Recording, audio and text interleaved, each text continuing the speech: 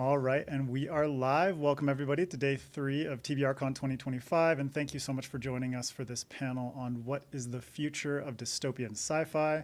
My name is Adrian M. Gibson, author of Mushroom Blues, my debut novel, and creator co-host of the FanFiAddict podcast, which you just saw the ad roll for. But today I'm joined by an incredible panel of authors. So I'll go one by one, and each of them can introduce themselves. I'll just call your name, and you can tell everybody a little bit about yourselves. So I'll just go clockwise, starting with Nick Snape. Hi there, Nick Snape. I'm a UK-based author of sci-fi, part of it dystopian. I'll do that one because that's probably the most dystopian I've got.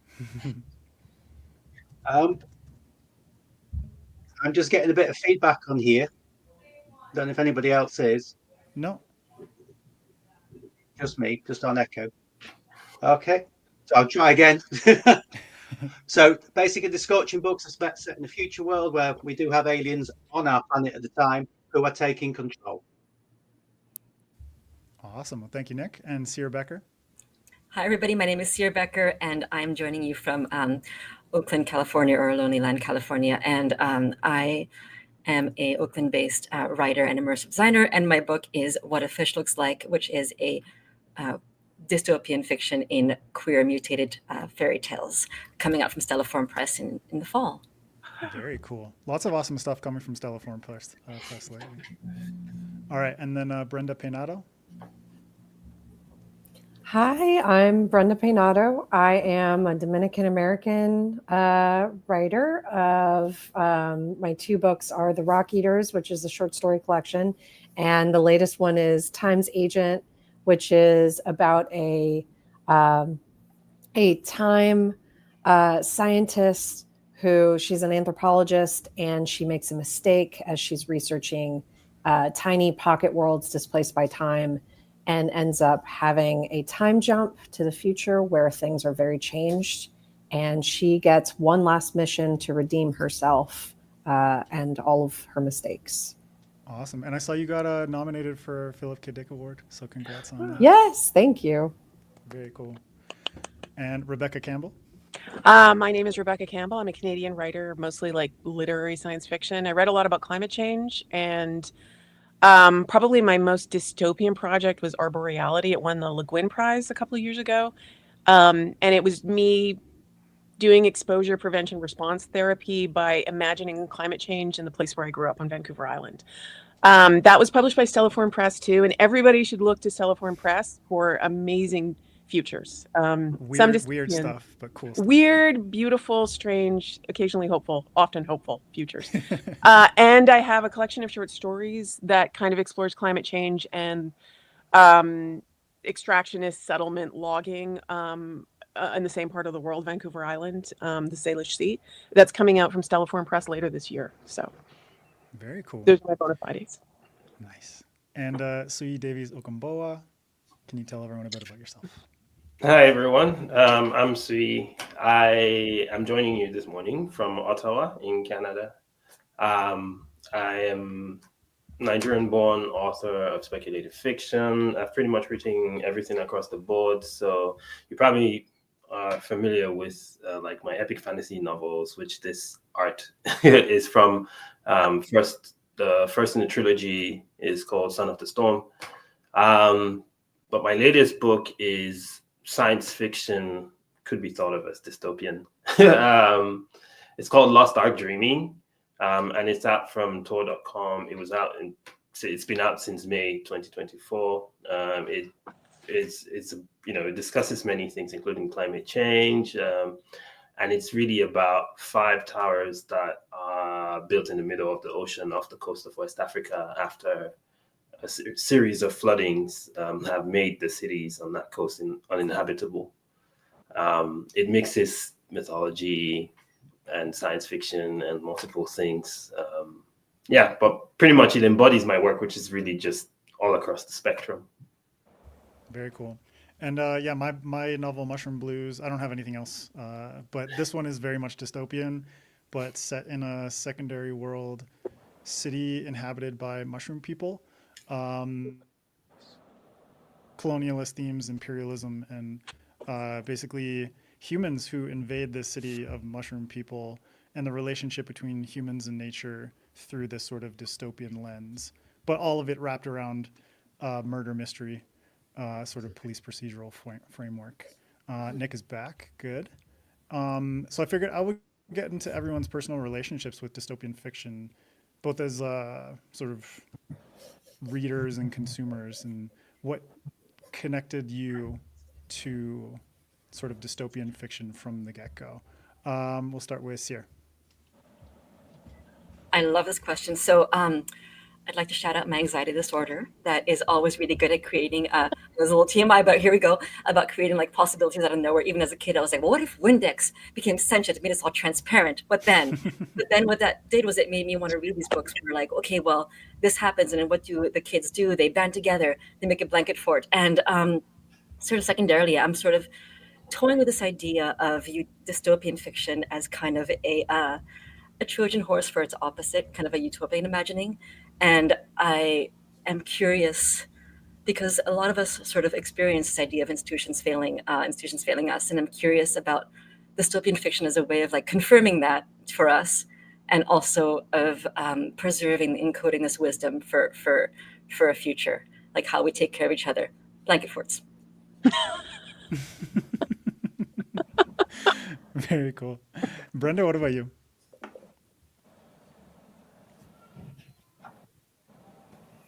Sorry, I always have to find the unmute button. I really like the way that dystopian fiction often, I mean, I'm somebody who's very take charge. And so I like the position that the characters are normally in, where their world is broken and either they are the ones who have to fix it, or they are the ones who have to figure out how to live in that breaking.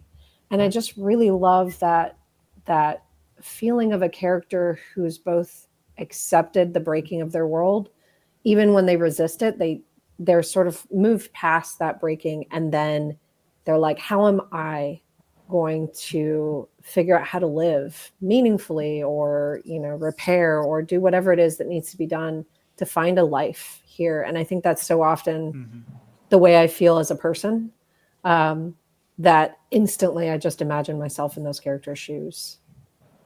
Yeah, it's like very easy for you to empathize with the people that are in these circumstances. Yeah. And Nick, what about you? I think my relationship is quite different, probably because of the UK education system when I grew up, which allowed me to explore the worlds of Aldous Huxley and George Orwell, and actually as part and parcel of our curriculum. So actually connected with dystopian fiction very, very early on. I also grew up in the world of comics.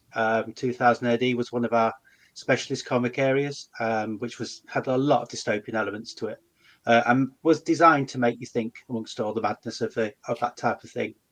And from there, I grew quite a big love of the graphic novels. So the Watchmen, the V for Vendettas, all those that had a real power to them and a real thing to say as part of that. So I think growing up, as I did in the 70s and 80s in the UK, with a large background of disruption going on, it made me actually build into dystopia, if you like, an element of chaos within the order, or disorder within the chaos, if you like, and also to think of things in a slightly different way. So it's been part and parcel of my life, I think, from probably 7-8 years old. Yeah, and especially during the 70s in the UK, when that was quite a tumultuous time for 70s and 80s were a difficult time. Yeah. Absolutely. Yeah. But even for a lot of people. Even for Rebecca and I, like growing up in Canada, a lot of the UK sort of curriculum came over to us as well. Yeah. So it's like I read Aldous Huxley, I read George Orwell, and I also kind of dabbled a lot in those comics growing up. So you and I, even though we have an age difference, we kind of dipped our toes into a lot of the same dystopian pools, which is really cool. Suyi, what about you? I would say it was a mix of things. I would say the literature I would start with itself was something that I sort of came to much later. So I was born and raised in Nigeria, right? And a lot of the times I grew up 1980s and the 80s and the 90s had, a very topsy-turvy period, and like sort of trying to find ways to understand the world meant that I could, I sort of gravitated to literature that reflected that. But for instance, the kind of literature I was reading at the time, which was a mix of, the British curriculum, for instance, as well. So I read Animal Farm as an example. But I would also read like indigenous texts from, say, the African Writers series, which didn't necessarily label what they were writing as like dystopian, right? Even if they were reflecting, say, the political situations of the time or reimagining ways in which that would sort of manifest, right? Which we would think of those as dystopian now, but they didn't quite think of themselves that way.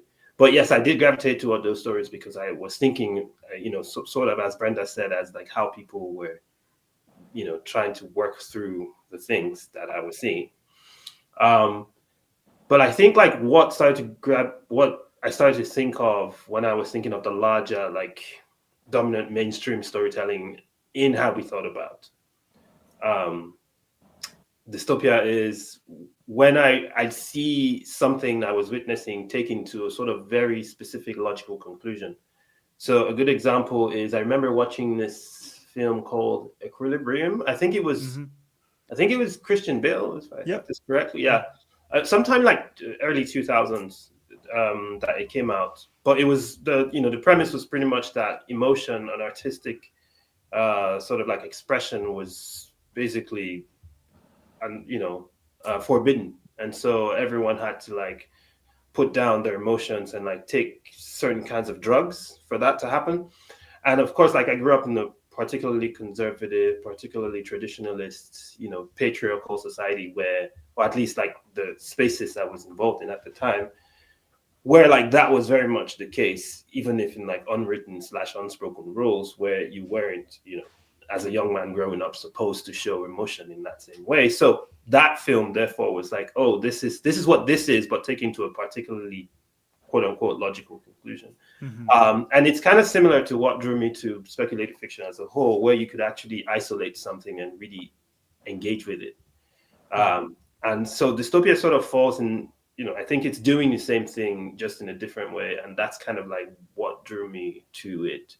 Or at least that's why it's one of the things that I dabble in, because I think it does pretty much a lot of what speculative work does.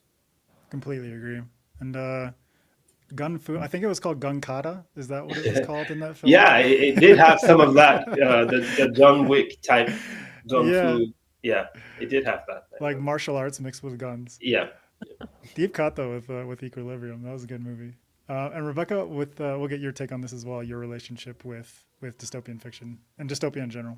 Oh, I'm going to echo so much of what everybody has said so far. I hear myself in what you're saying, particularly the point about anxiety. I'm a child of the 80s, and I was paralytically afraid of nuclear war. Absolutely paralytically afraid. In the way you are as a child, where you don't really understand what's happening, but there's something terrible out there that can destroy you.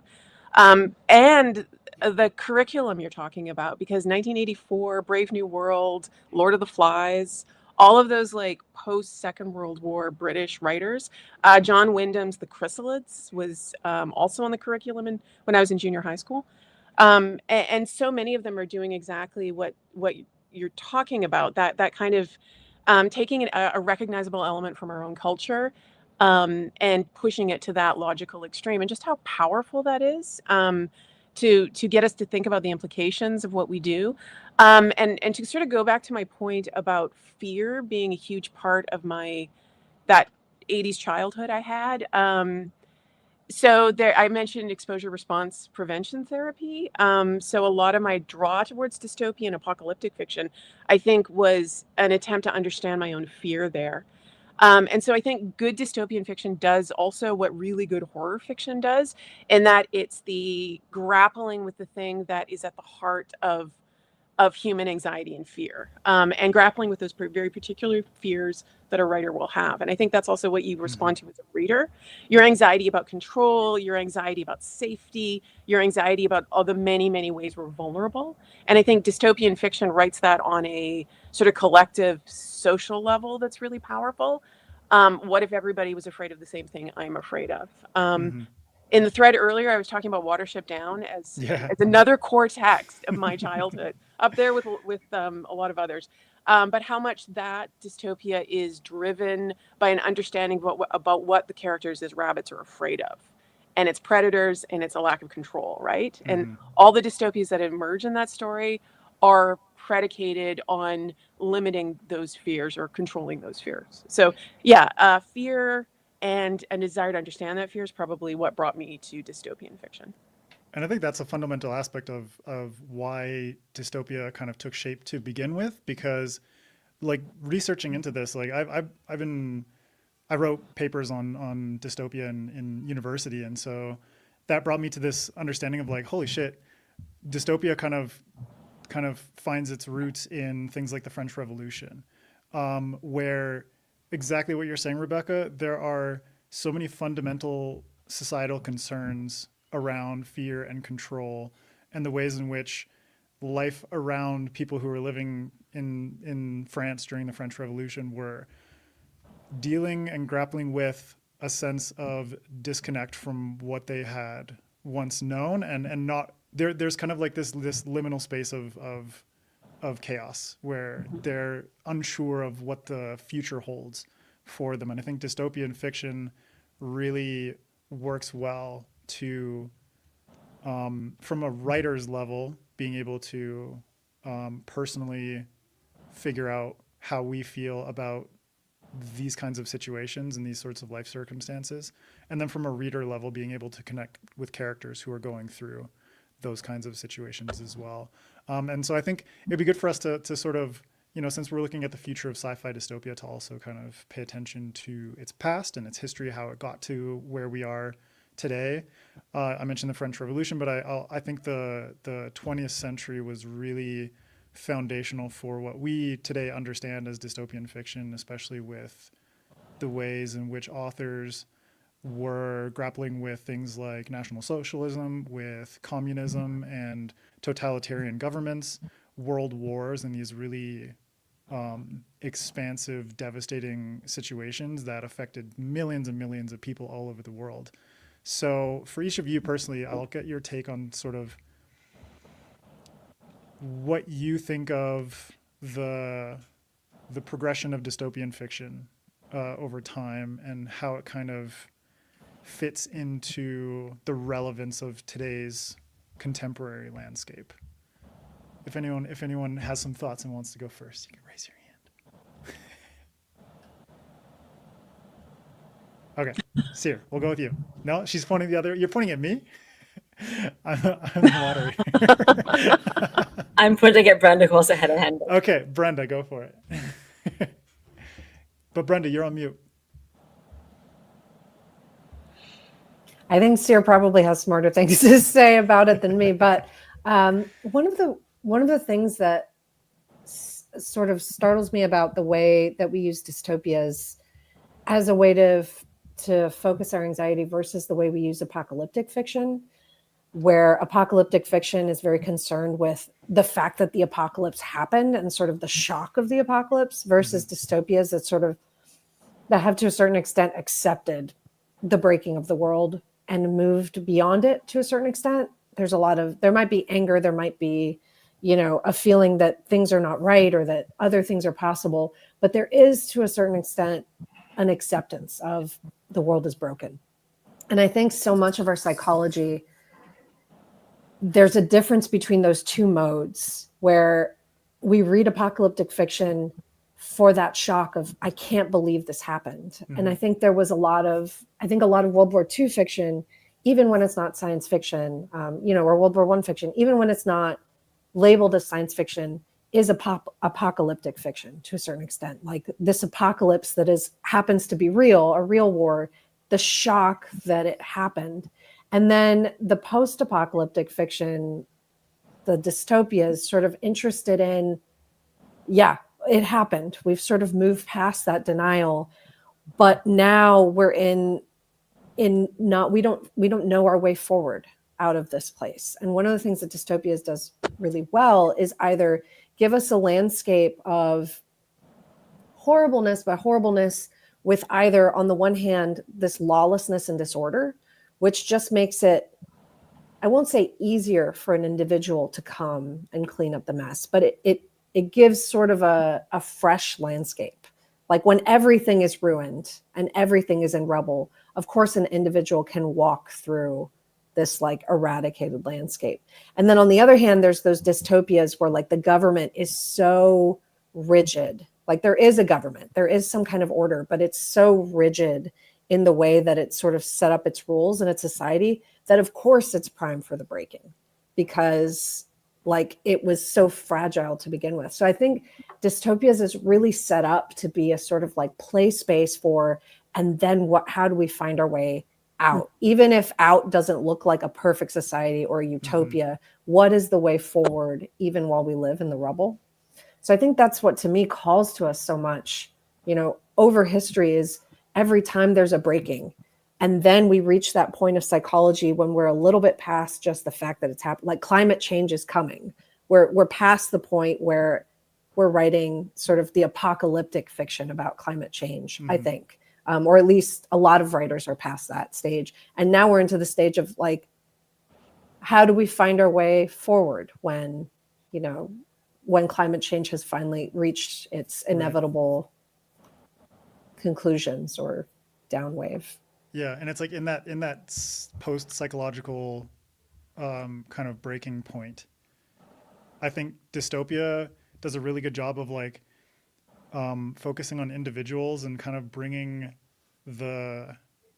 those grand ideas onto like a more mundane level, where it's easier to grapple with because it's not this uber expansive thing. Like talking about someone in World War I, you read All Quiet on the Western Front, and it's like, yes, it's very individual, but it feels like it's completely out of the hands of the characters whose perspectives you're experiencing this through. Whereas what I love about dystopia is it's like it feels very intimate, and it deals with a lot of mundaneness that I think post-apocalypse doesn't necessarily, or apocalyptic fiction doesn't necessarily have to deal with, because like the mundane is, I need to like on a fundamental level survive this mad shit that I'm dealing with, you know, like is it a zombie apocalypse? Do I have to deal with zombies? Is it a nuclear apocalypse? Do I have to deal with radiation? Whereas in dystopia, you're able to kind of get back into, I think, a lot of the human routines that we're very used to, but it's done in such a way where the dystopia itself provides the contrast that allows us to connect with the mundaneness of everyday life, but in the context of like, okay, what is this happening in this dystopia? Is it governmental control? Is it, you know, in the case of Animal Farm, is it animals? Or in the case of, you know, Suyi's book, is it people living in these towers in the middle of you know, this flooded region? There are so many different ways that you can take it, but I think like bringing it back to that human kind of daily ritual, human daily life that we can easily connect with, and then extrapolating upon that, I think is something that I personally really love about dystopian fiction. Does anyone else want to jump in? I don't want to say a whole lot. I just wanted to echo what you're both saying, because I love the idea of approaching apocalyptic fiction as trauma, and then dystopian fiction as the everyday strategies you use to live with trauma and with PTSD. So all of the strategies that are maladapted ways of managing what you experienced. So whether that's an oppressive government or other kinds of control to handle what you experienced when the world was blown away. I really like what you both said there. So I just wanted to say that. Sierra? I'm firing on so many cylinders. I'm see if I can get coherent here, but I am so excited about the way that you phrase this question and the way that we're talking about this, because I'm so excited to get away from this old chestnut of like, oh well, when times are good, we write dystopian to escape, and the economy is great, let's write the road. I mean, the economy is great for whom and everything. Anyway, but I love what you said about Rebecca and Adrian about and Brenda about Brenda first about you know possibilities erupting in ruins. And if you think of time as like not necessarily linear, how you can layer like civilizations and possibilities, like I'm broadcasting from Sutro Baths in San Francisco, which was used to be a famous country, like a white country club, and then it became like an area of civil rights activism. There was a gay cruising spot, and now is like a ruin, but also tide pools, and it's like that feels like dystopian to me. But I also I have a book shout out that I want to do. But Adrian, when you talk about, and Rebecca, when you talk about the mundanity of the everyday, to me, it's about embodiment, and it's about kind of encoding disability justice and wisdom and care communities. This is the last thing I'll say, but there's a T-shirt. The Brambles in Central Park in New York is an area of queer cruising and also bird watching. And there's a T-shirt that's like, come for the bird watching, stay for the cruising. Come for the cruising, stay for the bird watching. But the idea that you're like, come for the zombies, stay for the lessons in care. Come for the towers, and stay for the friendship, kind of thing. Which is what dystopian does. It attracts people, and then we could be like, oh, but look at these people taking care of each other. Yeah, but like the sprinkles of hope that are found within the ruins of dystopias, I think is always a positive thing as well. Nick or Suyi, do you have anything to add? I was thinking as you spoke about what the relativity too between like what we think of as dystopia versus like what we think of as normative, because like when something that is normative to us sort of slides out of that and goes into the realm of like severe discomfort, then we're really looking at we start to think in that line of saying no. But I was also thinking about how is a dystopia always happening all at once for everybody at the same time? Mm-hmm. Is something that is an apocalypse, does it need to happen with a bang, or can there be quiet apocalypses, or things that happen over time? A good example I was thinking of was like, so when I was growing up in the 90s, say 1991 to 94, Nigeria had like a dictator type personality at the helm who had who had made these policies that made it really difficult to get any sort of fuel, so like petrol or kerosene or things that people would use in daily life. It was one small policy change, but it had such a sweeping impact because you couldn't drive, you couldn't get transport, you couldn't cook, you couldn't do anything. And I remember like being quite, we'll be sent out to get these like wood waste from sawmills, right? So because the wood itself is like expensive, you can't actually cook with wood, so you had to cook with the wood waste. And I remember those years, like now people refer to those years as the sawdust years, because the sawdust from the wood waste is pretty much the special stoves were made to cook with that.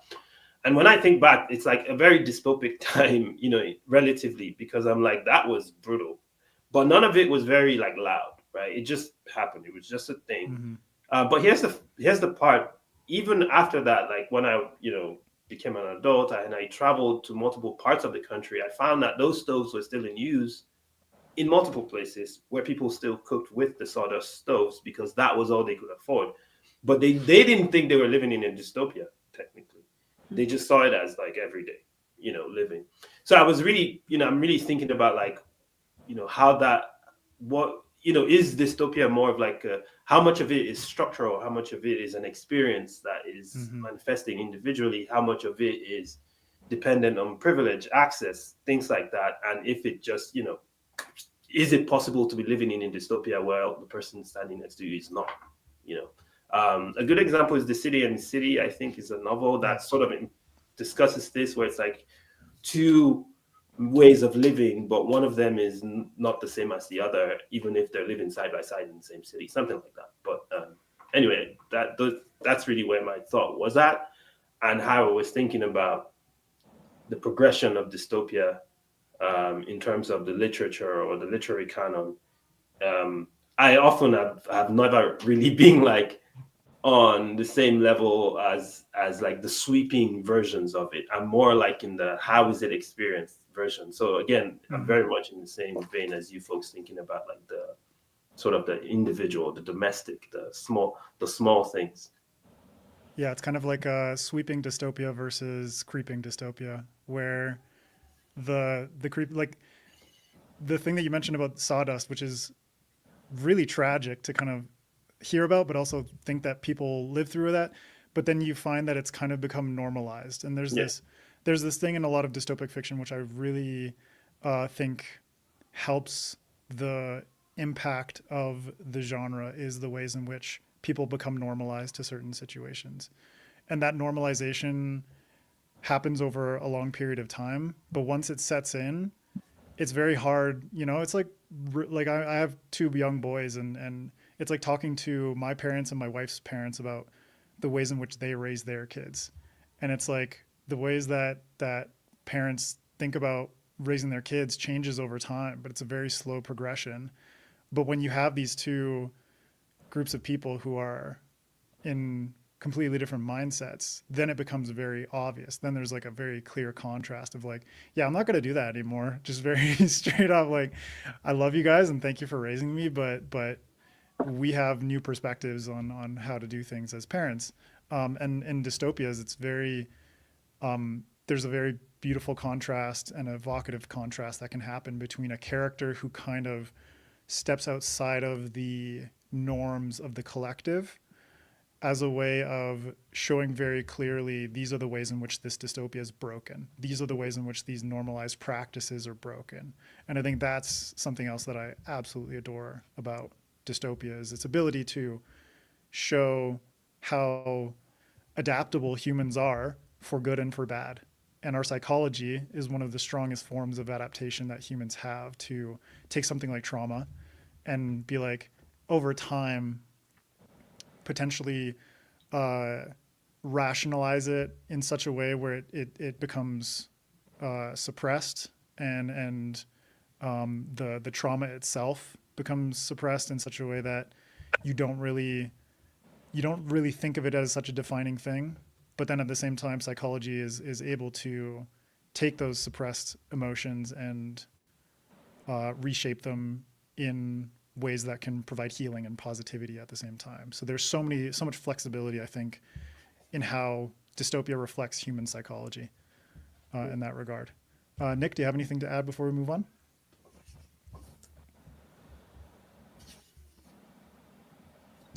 I'm having a very good technological day. I think one of the areas perhaps that in terms of evolving a dystopian fiction, I think was the explosion of young adult type dystopian fiction that we saw into the 80s, 90s and 2000s. We moved away from, to a degree, the individualized books that were being produced, that were aimed, if you like, at people who already understood where, the factors that would be involved in a dystopian society, and towards a much wider level of fiction, a much wider group of, if you like, the young adults, to actually look at and consider the influences of the things that have happened in historical past that could happen in the future. Those books obviously have flaws. We could say in certain ways of how characters are portrayed, how our events actually acted out, but it has, if you like, had a psychological influence on those who are now growing up and widening their fiction content, where they're going in terms of parents and everything else. There is an influence there that can be seen as positive in terms of understanding the comparative norms of their current life to how things have been in the past and how they could be in the future. So I do think in terms of evolving fiction, I think dystopia has become steadily wider. It is much more widely read than before. And rather than it being, have you read 1984? Do you know about Animal Farm?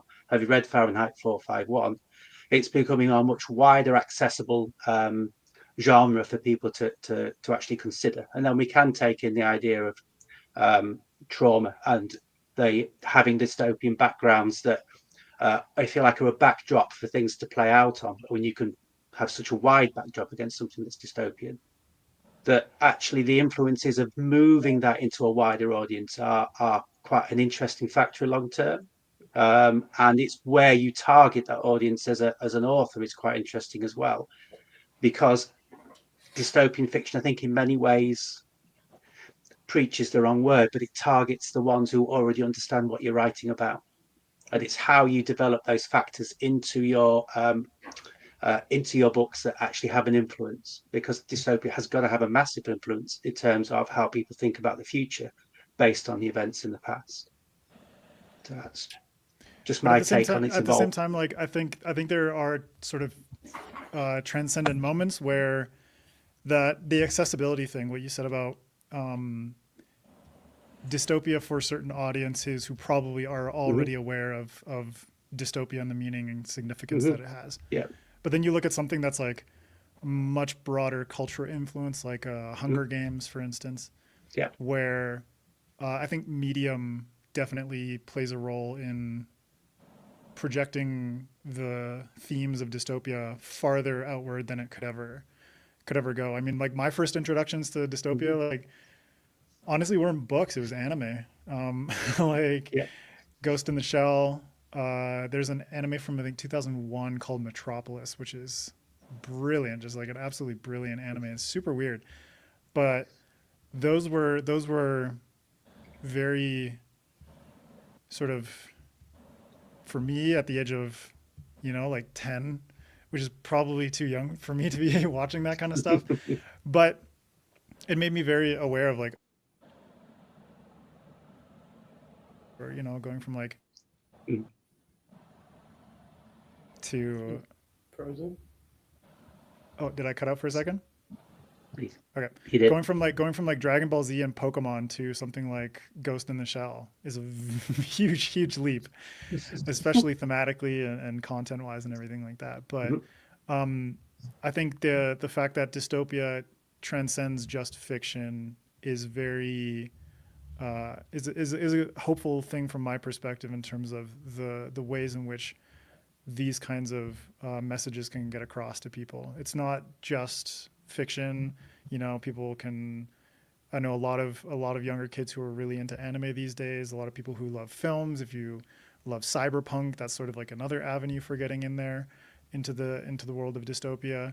If you like comic books, Nick, as you brought up earlier, there's just a lot of entry points into the world of dystopia and thinking about these sorts of things, which is very beneficial for this genre. YA, it had its time, YA dystopia, and I've talked to Veronica Roth about this, and she's like, yeah, it was a bubble. I just caught like the apex of it, and it fucking popped. And there's not really anything you can do about that, because that is that bubble popping is not necessarily reflective of the genre itself. It's just kind of like a market trend, unfortunately. But I want to pick each of your brains in terms of why you personally felt dystopia was the genre that you want to write in, sort of like how your dystopias took shape and some of the major themes that you're exploring in your work. Rebecca, we'll go to you. Back, I think I've said it, this will be the third time I've said it, exposure response prevention therapy. My own deep fear of what's happening in climate change, and how the places I love really deeply are going to be physically changed. How my home, the place that I still think of as my home, the place I still dream about, is going to be irrevocably changed, how vulnerable it is. So taking that trauma, and then trying to imagine different responses to it. In arboreality, which is sort of takes place over the next century or so, mostly on Vancouver Island, a bit in Vancouver. I was trying to explore different responses to climate change based on actually a geographer's book, in which he talked about future centralized responses to climate change and decentralized responses. So in the novella, on the West Coast, there's a kind of piecemeal, basically anarchist response to, because of planned shrink or withdrawal of services, the West Coast is kind of abandoned. So it's a bunch of people just trying to figure out how to live in this part of the world. And at the same time, in a very Canadian turn, there's a centralized part of the government that is trying to respond to climate change through the Royal Commission, basically. So I was thinking about the Blitz, and I was thinking about the Canadian desire for a centralized government and for a single federalist response to everything. And how there's constantly a tension in Canada between the edges of things and the center of things. So basically an imperial relationship. So I think the dystopian part of the novella isn't the sort of margins of things where people are just trying to get by and figure out what the world looks like after climate change. The dystopian part is the hopeful center of things who are trying to mitigate climate change through this kind of totalizing government-sponsored response. And like I say, I feel like there's something very essentially Canadian about that tension between the middle and the edge, that's defined Canada.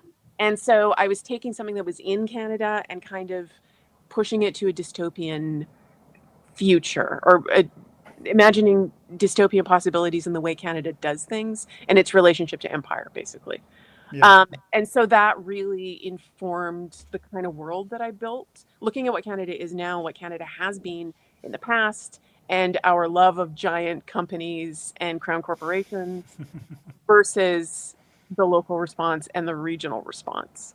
And so I think it was very much kind of that kind of work of imagination of trying to push the present day into the future and think about what it might become. And all of that feels so fundamentally Canadian. It's like it does, yeah. As a former colony of Britain, part of the Commonwealth, all this kind of stuff. It's like, man, that is just deeply ingrained into the psyche of Canada.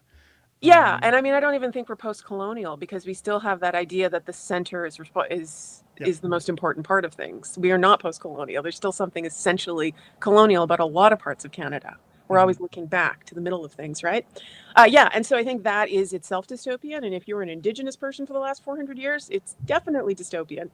And so it's taking that and sort of imagining a future story with that. And then Stelliform Press, the challenges of working with Selena Middleton there and what she brought to it, because she commissioned the novella, right? That was it. So those are sort of the forces that told me that dystopian fiction was the way to understand this part of Canada. Very cool. And Cyr, what about you in terms of your decisions to you're currently writing your book and it's coming out later this year? Or I guess at this point you're probably wrapping things up and editing and whatnot, but I can neither confirm nor deny that this thing is completely So a couple of things, and I'll tell you how they come together. But one thing I'm going to say, it's going to sound weird, but it's not about a breakup, but it is about, I am interested in queerness and relationships and exes. Because when you have a queer relationship, and you can have a relationship where you feel seen in the world more than elsewhere. And when that breakup happens, it's like, oh my gosh, I feel like I'm going extinct. And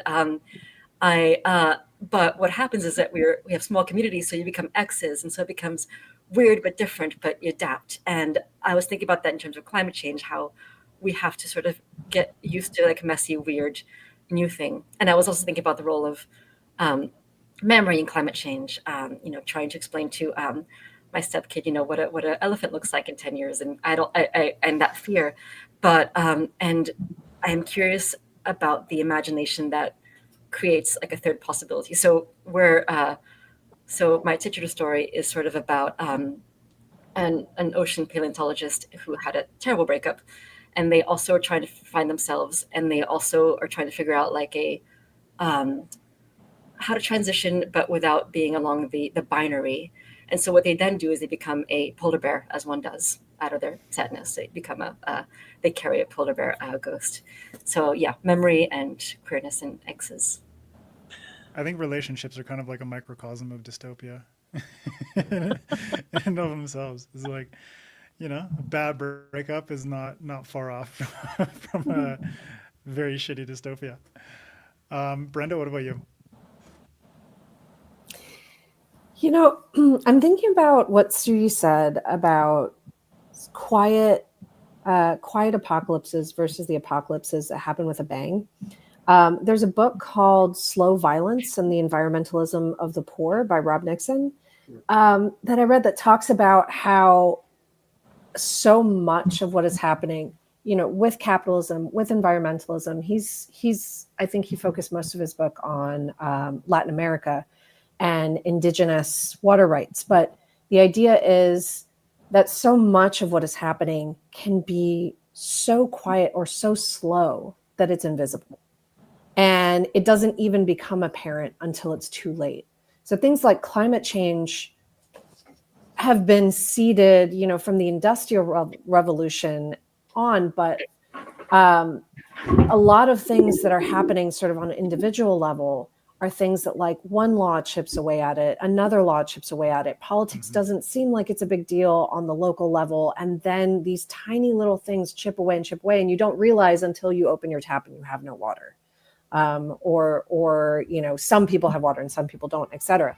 But thinking about why these dystopias are so important is, and so much of science fiction or even fabulism or surrealism, that those modes of exaggeration where it's like these things actually may not be super apparent until we exaggerate it or extrapolate it, and suddenly all those slow violences become fast violences, or things that we're sort of fast forwarding so that you can see how important they are. And then thinking about it in terms of, where I come from with my writing, I want to say I'm a sad person, or an inherently terrible things are going to happen. That's always what's going on in my head. And I think every time I read my Goodreads review and I regret it, people are like, she's so sad. Is there ever any hope? And I'm like, there was a kernel of hope there. Stay off Goodreads. Yeah. Get out of there. But this particular book, Time's Agent, I started writing when I was still ambivalent about whether or not I was going to have a kid. Couldn't figure it out. There seemed to be pros and cons on either side. And so when I started writing the story, it was very much thinking about the main character has a daughter she's uploaded into a robot consciousness because she's died. And every day, it started off as a story where every day she kept promising herself and her daughter she would give her the perfect day before, like she just wanted one perfect day the perfect day doesn't happen. And so she keeps resetting her daughter and basically like wiping her and starting from scratch. And so that was the story, is me thinking about what would a perfect day for this like hypothetical child look like? And could it ever happen with everything I think about the world and how I feel like it's so broken. And then it ended up being, through the process of writing it, I did get pregnant, have a child. And when I finally finished it, it was, I was holding her in my arms. Like she was just a few days, weeks, months. I think I finished it before she was a year old. And so writing it was the process of me thinking about not just how do I live in this broken world? How do I live meaningful in this broken world? But how do I hand this broken world off to this creature that still has had no part in the complicity of it? And thinking about just the handing off to my daughter and my son as a kind of like quickening the slow violence, because you're thinking not just about yourself in the moment, like, should I do this one thing? It's not that big of a deal. And then suddenly you're thinking about like, oh gosh, 30 years in the future, or, 20 years in the future, or when my daughter is old enough to ask me why, and I have to explain it. And so it's a way for me of like quickening that violence and coming to terms with it and my own complicity in it. And being a parent is probably like the most direct confrontation with like, who am I as a person and how is this world, and who am I passing that off to? And what have I done? Yeah. What have I done in a lot of ways? Mm-hmm.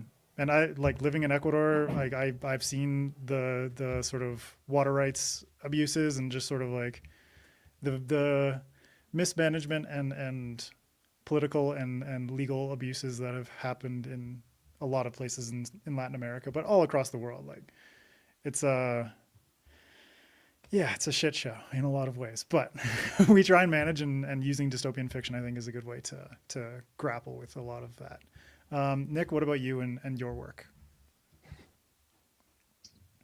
I think it's probably a slightly different tack that I've taken. So within the Scorching books, basically we have they're standalone, but they basically portray, if you like, where we will maybe in 50 years and 100 years in terms of the rapid rate of climate development. And really they're a backdrop, but they're designed to be a backdrop to then play out somebody's life and their circumstances and how that's changed in multiple ways.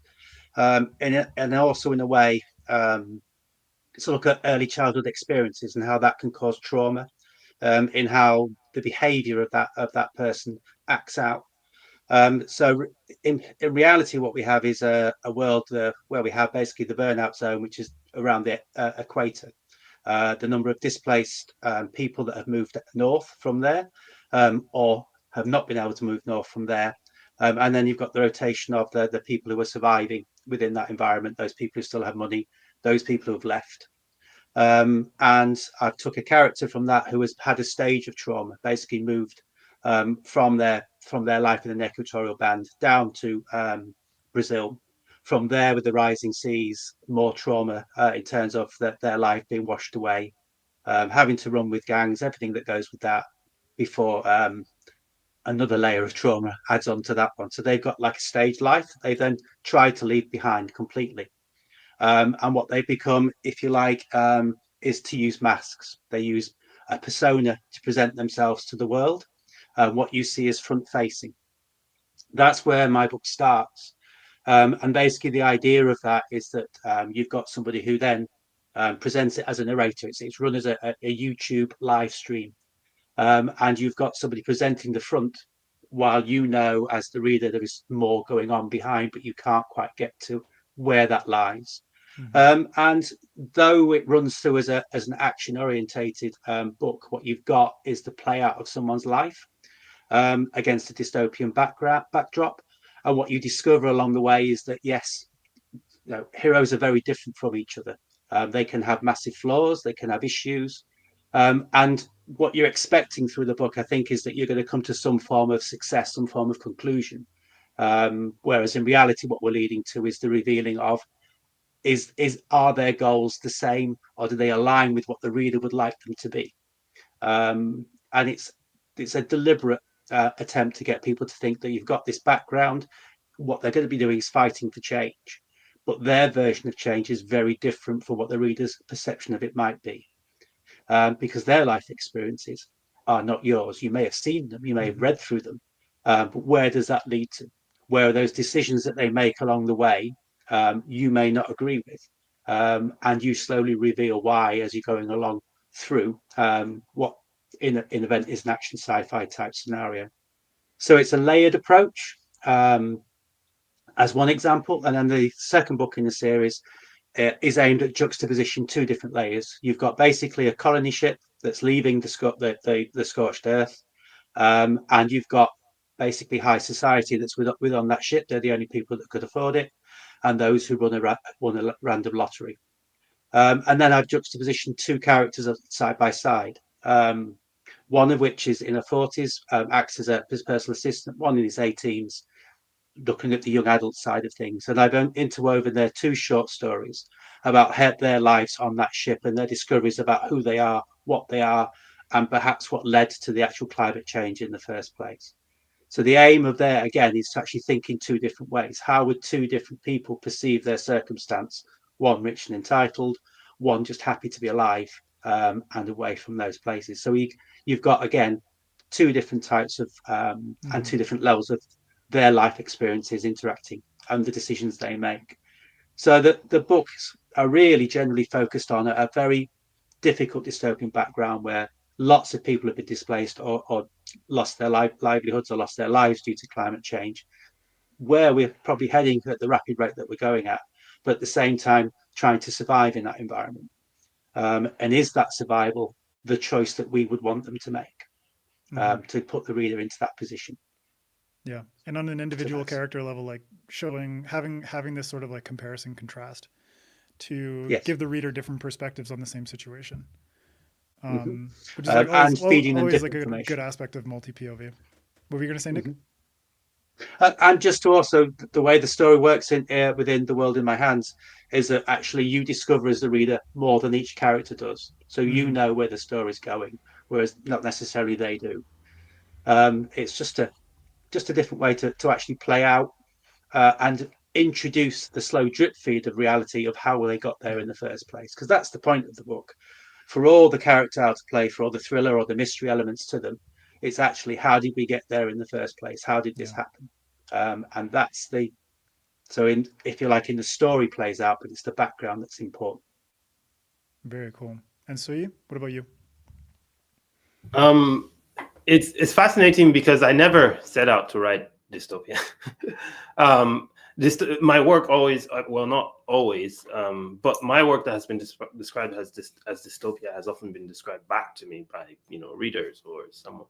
And I think part of the reason is because I don't really think of it as starting from a larger scale thing. Rather, I'm always starting from something small, saying, how is this person existing in this place? Is how I usually start, because then I sort of extrapolate and ask the question of, well, what is this place? How does this place become what it is? And what is this person's, what I like to call, like, where do they exist in the spectrum of access, of privilege, of, how do they navigate this world as it is?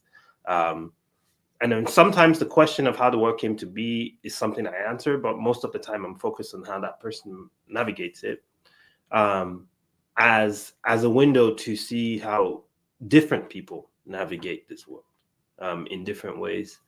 And I think that Lost Ark Dreaming is a good example. I didn't, there's the idea of like cool towers in the middle of the ocean. It's like a quote unquote cool setting to set something on. But I think for me, immediately, I was thinking less about, okay, this seems like an intriguing prospect or whatever. But I was thinking, but how would, not just how would people do X, but how would these people do X? Because, where they're, say, if you're living close to the, if you're living underwater, for instance, which is a good example of what happens in the book, right? Like if you're living under the water surface, because some of the inhabitants have to live below the surface of the water because the towers are submerged. What is that like? What is it like to live at the top? What is it like to move between spaces or be denied movement between spaces? Things like that is really what I was thinking. And I know now, like, it's easy to point to, say, like, the TV show Silo really engages with this a bit. But I was really thinking less about that and more about, like, how does life look like for people specifically? But then the other thing I think often causes this, like, readers to say, oh, what you've written is dystopian, is because sometimes, or most of the time, what I'm trying to unpack there is how does this place function when some of the things that typically would have been stumbling blocks for only a section become stumbling blocks for all.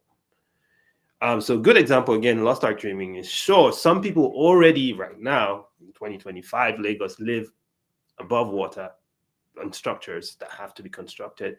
So what does that mean when everybody has to do it? It's kind of the question I'm trying to really pose there. And not in the world has changed significantly way, more in like, well, the world has changed significantly for the normative majority, if I should use it that way. It's like, that's what we're used to, but then that shifts. An example of this is, I remember a friend, when I was up and coming as a writer in Lagos, a friend of mine just pretty much wrote a story where it snowed in Lagos. That's the whole story. But that is a huge shift because there's nothing designed to receive those kinds of temperatures in Lagos. There's no heating. Cars aren't designed for it. The houses aren't designed for it. There's no clothing. That is dystopic. That specific day of that happening is a very dystopic day for that reason.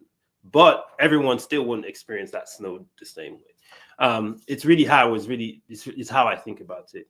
And I guess maybe why I do that is because I have this like stronger version to what the writer Elaine Castillo, I think it's her name, refers to as oppression chic, where if it's like cool resistance type things, and she, I have this aversion to that because I'm really thinking of like more of like, how do you navigate? Navigation is more my speed.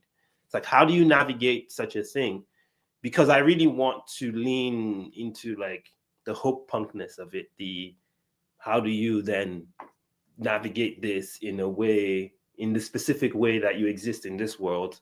And maybe that can give, better imaginations to those who are reading, who are saying, if this person can navigate their world this way, maybe I can navigate my world this way, something of the sort.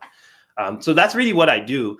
Sometimes it falls on the dystopia side. I'm kind of cool with that. But I really don't actually often, at least most of the time, go in saying I'm going to write a dystopia.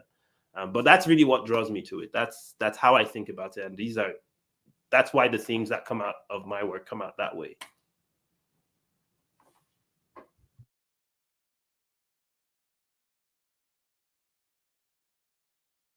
You're muted, Adrian. Dang it. moderator mistakes. The hope thing that you brought up, we've touched on it a little bit here and there, but I think that aspect of hope, because looking at the future of dystopia, like even just in the next century, can often be quite bleak. Like I was trying to come up with some sort of major themes and major struggles that we have looking ahead over the course of the 21st century. And it's like, we brought climate change a bunch, social and political instability, reproductive rights, artificial intelligence, pandemics, economic inequality, surveillance capitalism. Like there's so many different ways in which dystopias could unfold over the course of the next century, whether it's real dystopias or fictionalized, extrapolated dystopias. But for each of you, how do you feel about hope and the ways in which hope fits into what can very often be a very bleak landscape? Who wants to go first? I like to think that I have hope in my stories. I like to think it. I'm not sure if my readers think the same. I'm very much like Brenda in the sense of I thought I inserted some hope in there. Yeah. I think, again, for the same reason that I really am invested in navigation, I'm also invested in sort of like, I'm committed to presenting the navigation as a reality of it. Because lest we forget, part of why we write these stories is we may not intend for them to serve as warnings, but they should be as well as other things, in the sense that, as we have seen clearly, there can never be enough warnings. If you think you have warned too much, it is insufficient. It remains insufficient. So I think there's a part of me that's always saying while this should be an interesting story, engaging story, it should also serve to point at things and say, look here, remember this image, right? Type situation. And so then once I feel I have done that, then part of the doing that, part of the saying, look here, is also to say, look how you may navigate this. Look at how you may move through this. That is not always, it's not always like dopamine, like rush, you leave with an excellent feeling. I don't think it always happens that way. It could manifest in a myriad of ways, I think, but I think just the action of saying, look here, this is the way you may move through this world. I think that is hopeful. I think so. Because that is the first thing. The first thing is you have to give people tools to imagine. And I think that's why we write speculative fiction in the first place. When you say, here's how you may move, that is a tool for imagination that you're putting in the hands of your reader. And at the same time, you're presenting in the story. So that's what I try to do. And that's how I sort of imagine hope when I say, okay, look at this character moving through the world this way. This is a way in which you may operate in this world, and you may, move through this world. You may survive this world. Sometimes it doesn't always look like the most palatable way of doing things. Sometimes it's not the most exciting. Sometimes it's even slow, right? Sometimes it's, you have to write a letter. Sometimes it looks like that. But I think it remains hopeful because it is at least one more way to imagine, because we need as much of that to continue to imagine new ways to navigate the realities that we are constantly presented with. That's how I think about it.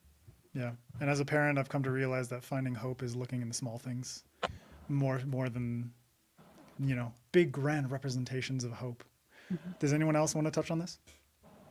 Can I follow on that? Because I liked so much what you both said about just the ability to imagine alternatives is incredibly powerful. And so much of what's dystopian sort of at the end of the 20th century and forward is this idea that is a foreclosure on change, on the idea that the world can be different than it is. I mean, you just think about, 90 whatever, and the end of history, neoliberalism won.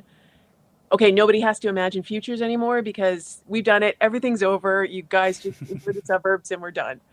And just how demoralizing that is, I think, particularly when you're young, to have someone tell you, oh no, we're finished, everything's finished, we don't need to imagine alternatives anymore. So every time you offer, as you say, that way of moving through space, a way of relating to the world that's different, you imagine a different perspective than that end of history perspective, you offer a different voice. Anything from outside of that, I think, is incredibly powerful and hopeful. Mm-hmm. And yeah, the content doesn't necessarily have to be super hopeful, but difference is hopeful. Yeah, so that's where I locate it too. Yeah, because I mean, like the baby boomers may have thought like, look at all the stuff we're doing for the world, but everything's iterative, and just because it worked for the baby boomers doesn't mean that their children and the generations that follow think this is acceptable for me and my perspective on the world. Everything is going to change and everything is going to iterate. Brenda, Seer, Nick, do you have anything to say about hope, or go for it, Brenda? I suppose, yeah, to echo all of that and follow, humans can live generationally just for a very long time. And the idea that any mistake, any of the worst mistakes we make, if there are at least, reproducible humans, a few of them left on Earth, history will continue and will grow, and we will make mistakes again, and horrible apocalyptic mistakes again. And we still have to find our way out because there's still humans alive, or, whatever we become after we become human. And so that possibility, just how empowering it is, the idea that fiction can change, one, our perspective, that there's always a way forward. There's always a way out. There's that feeling of you can't give up because we're still alive. And so you don't just get to, close the book on human history and say, the end, it was all the worst. And how I think that's where my hope lies, is just the idea that we are still alive. And so we still have to do things and act. And some of those can offer us a way out. And changing the way that people think about the future, so that 30 years from now, like I imagine all those people who read Hunger Games, I don't know when it was published, but like 20 years later, they're adults, and some of them might be adults in power, and some of them might still have that kind of thinking, how we can sort of change things even 20 or 30 years down the line, so that when it happens, people have a new perspective on it. Do you think that, because so you go for it. Oh, I see. Oh, you got to go? Okay. Thank you so much. So he's got to go, but everyone will say bye. And it's been an absolute pleasure, my friend. We'll see you soon, okay? Bye, folks. Thanks. All right. Take care. Brenda, to what you were speaking about, looking at the sort of extrapolated future based on what we know now and what we can kind of imagine the 21st century, how that will play out. What do you think are some of the biggest challenges and some ways in which fiction could play into, could sort of like play a role in presenting people with tools and alternative ways of thinking in regards to those challenges? Because like you said, like someone who read Hunger Games in like whatever the mid 2010s, and by the 2030s they're maybe in their 30s or 40s, what kind of thinking that was implanted in their minds in a very dystopian way, implanted in their minds through fiction, can affect the course of their life and affect the ways in which they take action in the future as adults who may or may not have positions of power. So what do you all think about some of the biggest challenges we face, and the way fiction can play a role, dystopian fiction in particular, in how people can work towards a better future? Seer, go for it. I want to briefly touch on what we're talking about with hope and then bring that into this. But I really, I had my life changed by Donna Haraway's book, Saving with Trouble, where she writes that there's like, on this side, there's like, we're all going to die, and this side, we're all going to survive. And my investment is in making the present so weird that everybody could even belong, even possibly me someday. And so I think in terms of imagining what the future brings, I think I don't think we need to open the window and be like, look out there. We know what's out there. But I think wherever there is a resource right now, there is going to be some possibility of dystopia because of the abundance of that resource. And I think joy is a resource, and I think care is a resource. And I think when we look at those things, we see, okay, there is dystopia because there is a possibility of abundance in utopia. And if we look there and like, okay, well, what's weird and what's happening there? And I think we're going to see a lot of beautiful weirdness coming up in the next few, especially around creating communities of care and in natural disasters. And so I think that's what dystopian can offer us. Yeah, and to anyone who's in the U.S., I know you've had a pretty dystopic week, so we can dystopian fiction can play dual roles. It can show the worst of things, but it's like that quote, like, it was the best of times, it was the worst of times, and dystopian can show everything in between. And for me personally, like, my writing dystopian fiction, even though it's in the veil of mushroom people and police procedural and that kind of stuff, is to show this kind of relationship between the past, present, and future, and the lessons that we can learn from history, and the things that we can sort of examine from our present lives and our current experiences, and think about, okay, here's like a thought experiment that I could play in terms of, this is what I have and as my skills, like this is my skill set, this is my career path, these are the things that I want to do in my life. And fiction can kind of show you different examples of how people with different skill sets and different life situations can utilize their skills for the benefit of the people around them. And fiction does often kind of present characters that save the world and do things on massive scales, but I think dystopian fiction does a good job of localizing that and showing very personal, intimate stories of people who are affecting change in their immediate surroundings. And I think the ways in which the planet gets better, our current existence on Earth gets better, is as many people in the world doing positive things for those around them, and that sort of ripple effect of positive change on a small scale accruing into a larger scale impact. Does anyone else have anything to add about like big challenges and the ways that fiction can benefit people? Can I echo? Oh, sorry. Do you want to go first, Nick? He's unmuted, but I think he said go first. Oh, okay. Go for it. No, I just wanted to emphasize something Seer said, which is you talked about joy and also just pleasure. And pleasure and joy are kind of defiant right now. Just enjoying things, especially if we're going to look at it from a domestic, intimate, personal point of view. I do feel like there's something. I mean, I was talking about the end of history a few minutes ago, and like foreclosing on the future, nobody can do anything different. Though that is deeply dystopian. So being a little defiant and having a little joy, I mean, I think that's in a is weirdly disruptive, and kind of powerful. So, I always think of Auden. Poetry makes nothing happen. He denied the power of poetry to take political action, but he said it's a way of happening. It's a mouth, and it exists in the places where the institutions of our world don't go. The places where it's the places of privacy, the places of intimacy. There's a line, there's no room for the state in the bedrooms of the nation, which is an important line in Canada. But I mean, that's true. The bedrooms of the nation, that's a powerful place. And the margins where things aren't under control and aren't being surveilled, those are powerful places. So thank you so much for saying that, Seer. Joy, pleasure. And creativity, because exactly. A lot of joy and pleasure comes through creativity, and that's another place where, like you see when states and institutions start to take deeper and deeper control, like we saw it with the Soviet Union.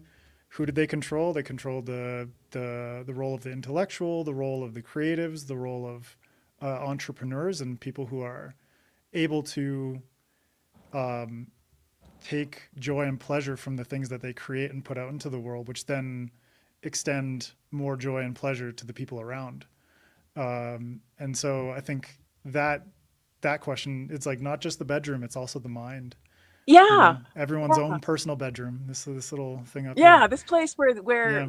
that isn't information that can't be seen. That's private. I mean, Mhm. privacy is defiance too, I think. Yep. In a world that's increasingly about the performance of an identity and regulating the performance of other people's identity because they're doing their sexuality wrong or their gender wrong. Yeah. Yeah, and so that play too, I think, is kind of defiant in capitalism, which is obsessed with making every hour of your life monetizable. Fucking work. Right. Okay, so play, fuck around. Oh, sorry. Anyway, I just swore. You can swear. But yes, play, fuck around. Yeah. Fuck around. Oh my God, let out your inner child, people. Nick, you can go for it now. That's probably the point I come in. So my old role was as a head teacher with the very youngest children, well, 3 to 7 year olds, and we talk about joy and pleasure. We talk about the mind. We talk about how children understand the world in a very different way to what we do as adults, and everything we feed them, has an influence long term. I talked about before about early childhood trauma and other elements to it, but also you talk about the pleasure and the joy. And the biggest influence on children is always going to be those people who are delivering education or parents and the media that's in between. And I do think if there is any hope that comes within our fiction, it's the influence on the people who are the parents now. And it's how we can have that impact and get those messages across. And yes, we might write something which feels dark, but it's actually, and I think Suyi put this, it's the window on the opportunity. These are things that could happen, and how you can think about and influence your choices, which you then make and support your children through as well. Society has become it goes in those, it's very cyclical in terms of those, but it's very much a me first approach, and then it's me first and perhaps my neighbor next, but often it's me first, but I haven't got quite enough yet.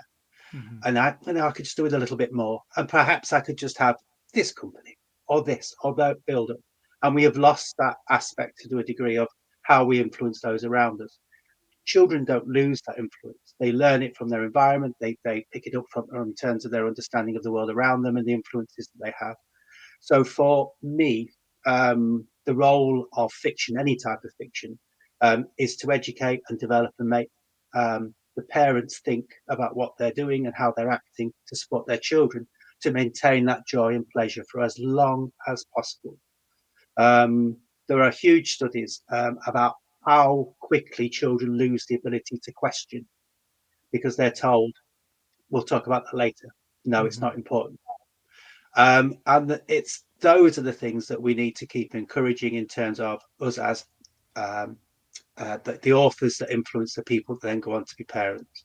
And from my aspect, though people might look at my fiction as being quite the opposite of that, that's what's woven in there.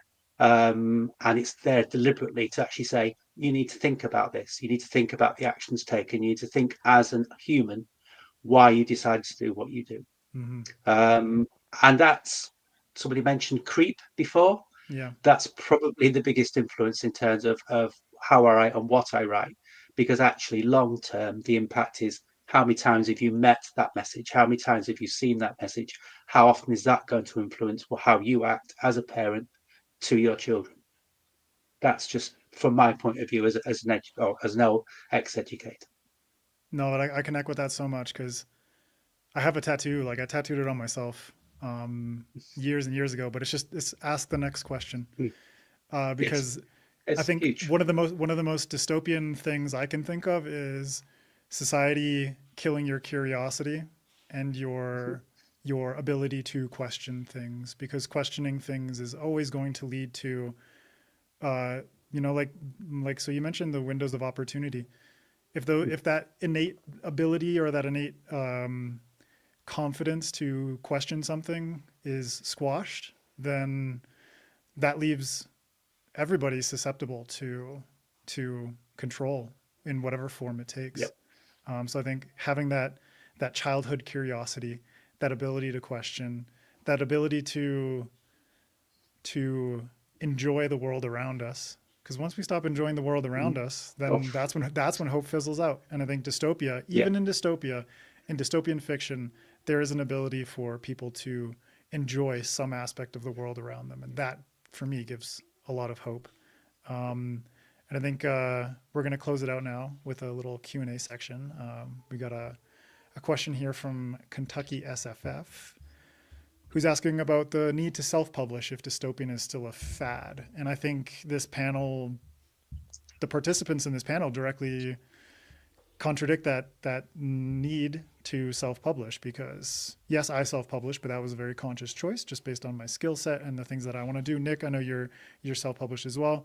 But Seer and Rebecca, you're published through Stelliform Press. Brenda, I'm not sure who your publisher is. Suyi and I's publisher are both Tor.com. Tor.com, yeah. So I think Kentucky SFF is like, if you're writing dystopian fiction, I don't think you have to necessarily worry too much about the specific path it takes based on the marketability of it. I think it's more about which path works for you as an author in terms of your abilities and the ways in which you feel you want to get your story out there. I think dystopia is like, it's alive and well across all spectrums of the publishing industry, I think. Does anyone have anything to add to that? I will die on this hill of A, nobody can predict tomorrow, and B, don't let anybody tell you there's scarcity. Just write the thing, and then you'll see. I promise you'll find the reader. Anyone else? Rebecca, she gives a thumbs up. All right. Grifkin, do you think that a lot of dystopian novels don't get labeled as such if there are fantasy elements, like it's a dystopian government? We're going to put it over here with Tolkien. There actually is a panel during TBRCon about dystopian fantasy, so I recommend checking that out. I believe that's in the next day or two. I'm not sure exactly when, but go check it out. Crystal Matar, my friend, is moderating that one. But I think dystopian fantasy, personally, like, I think the dystopian aspects of it kind of take a back seat to the fantasy, at least from like a genre labeling perspective. But that's just my personal perspective on it. Does anyone else have any thoughts? I've written a dystopian fantasy. There you go. In terms of that, which is basically an amalgamation of government and religion as the background to the actual story to be told, and the suppressant of information, which is vital information for the survival of the people, but at the same time for the people not to know. So it's a flip of the dystopian control system in that way. And I think there's a lot of potential within fantasy that maybe gets lost. So I'll leave that for the rest of the panel, but it's definitely a possibility in there. Go for it, Brenda.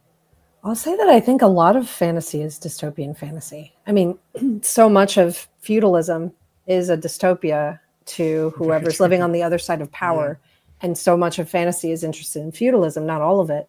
But I think what we call something, to a certain extent, is just, where are the readers that would like this best? And where can the publisher, assuming that you're going with a traditional publisher, where can they make the most money? Mm-hmm. So I think sometimes what we call labels or what we use to label a work of fiction feels so important because we're putting it in conversation with other things. We're trying to categorize the way these things work. But to another extent, it's just about, hashtag, if you like this book, you'll like this book. So it's less important, I think, than a lot of people would think, as long as it's reaching the readers that it's trying to reach. But I think so much of fantasy, I think Ted Chiang has a really good quote about what he thinks sci-fi does versus what he thinks fantasy does. And I don't think this is the case across the board for all of fantasy and all of sci-fi, but he says science fiction is technological changes come down to an entire society. Magic happens to an individual, or magic is accessed by an individual. I don't remember the exact quote, but his whole idea is that most fantasies that are interested in magic does not happen to an entire population, or it stops being a thing of wonder. Whereas in science, people may not, the early adopters may get it first, but eventually everybody, can access cars or whatever it is, assuming they have enough money. Whereas magic is something that only happens if you have the talent for it, or if you train for it, or if you're chosen. But there's this idea of only the few. And for those secondary worlds that have magic, or for those fantasies that have magic. And so fantasy, his take was, fantasy is interested in the worth of an individual, whereas science fiction is interested in the ways that society itself is changed, and the way that all that is changed. Anyway, if that's helpful for you, I don't think that's the case for every single individual book that's dropped into one category or the other, but I do think that it is true, this idea of the worth of the individual. If something can only happen to certain people, those themes of those books are often concerned with, then, what is the worth of a person who has it or who does not have it? And that just naturally fits into a dystopia. This idea of someone not being worthwhile in many ways because they don't have it, or if they can't quite attain, or the ways in which that magic systems play out. Yeah, because it's like, I'm thinking about like dystopias and fantasy. It's like, I know that like a lot of people shitting on J.K. Rowling, but like I grew up on Harry Potter, and I remember, I think it was book 5, where the Ministry of Magic essentially is like a dystopian institution, trying to control the ways in which people use magic, and the ways in which people are educated about magic and all that kind of stuff. But I think fantasy, there definitely is room for dystopia. From my personal perspective, there is room for dystopia in fantasy, in conjunction with magic or without magic, what have you. I think maybe there's just like a lack of public perception about what constitutes dystopian fantasy because of the ways in which books have been marketed to people, or the ways in which certain types of books have been able to reach certain types of readers. So it definitely is a matter of perception and access. And if someone's like really into dystopian fantasy, maybe they read Nick's book and they're like, oh, I want more dystopian fantasy. I guarantee you there's like lists on Reddit or Goodreads or other places where it's like dystopian fantasy. If you like this, then hashtag, you can find all this other stuff. But if you as a writer feel that maybe the lack of, at least from your perception of dystopian fantasy, is kind of dissuading you, I would say just like fuck that. Write whatever feels most natural to you. Write what feels like the story you want to read, and you put it out there, and hopefully there are going to be readers that will find it. So I think from both sides of the coin, it's like, as writers, invest in something that you genuinely care about and that you want to write. And as readers, if they want to find it, I guarantee there are authors out there who are creating that kind of thing. Nick, we have a person right here who has written dystopian fantasy. So dystopias are not exclusive to sci-fi. That is another positive note about the fact that dystopia can transcend multiple genres. And you can find dystopias in literary fiction. Look at like The Handmaid's Tale by Margaret Atwood as an example, and deeply, deeply rooted in science fiction, but you can find it in horror, you can find it in fantasy, you can find it all over the place. So for me personally, like I'm happy to be writing dystopian sci-fi, and I'm very excited for all the dystopian sci-fi that will come, or all the dystopian fiction that comes in whatever genre. And I think we'll close out there. I'll just give everyone a chance to pitch their book a little bit, tell people where they can find them on social media and whatnot. And I just want to say thank you all to the panelists for taking part, and to everyone out there watching. I really appreciate it. Seer, I'll let you go first, just to let everyone know about your book and where they can find you. Thank you so much. This was such a joy. I feel so full of ideas. You can find my book. My book is coming from Stelliform Press in 2025. It's a climate change. It's a it's a queer climate change mutated fairy tales novella. And what I'm doing this thing is that on my website, if you go to my website, if you sign up for the pre-order list, the first 100 people to pre-order will get an original piece of art, which is a mutated fish. Cool. And that's firstnamelastname.com. Thank you, everybody. Awesome. And Brenda, where can everyone find you? You know, I'm not as much on social media these days since I had kids, but I am on the social media with first name, last name across all of them, and my website, brendapeynado.com, and you can find Times Agent wherever books are sold. Awesome. Rebecca? Go to Stelliform Press. My collection of short stories will be available there, and my book Arboreality is available there. I'm not on social media much either because dystopia, but my website is kind of hard to remember. Whereishere.ca. But yeah, Stelliform Press is probably the best place to find my stuff. And thanks so much for the conversation. My pleasure. Nick? You'll find my books, well, the paperbacks are available everywhere. But most of the Kindle versions are all on Amazon at this point in time, and Kindle Unlimited. So, and in terms of my website, it's just nicksnape.com. You'll find the fantasy there as well, and some of the other types of fiction I write. And I'd like to say thank you very much for a brilliant conversation. Really enjoyed it. Me too. And you can find me all over the place at Adrian M. Gibson, my website at adrianmgibson.com. You can find Mushroom Blues in all formats, paperback, ebook, hardcover, and audiobook. And you can listen to FanFiAddict, which is my podcast. If you're watching this on FanFiAddict, you already know where to find my podcast. But if you want to listen on Spotify or Apple Podcasts or wherever, you can listen to our conversations with authors and writing masterclasses and all of that. But yeah, thank you all so much for taking part in this. It's been an absolute pleasure. Thank you to Suyi as well, who had to dip out early, but go check out his work and support him.